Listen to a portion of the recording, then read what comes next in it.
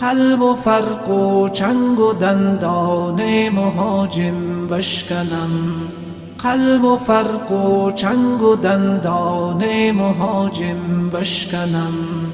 آمدم تا ظلم و استبداد ظالم بشکنم، فرق خونخواران دهر و جور حاکم بشکنم.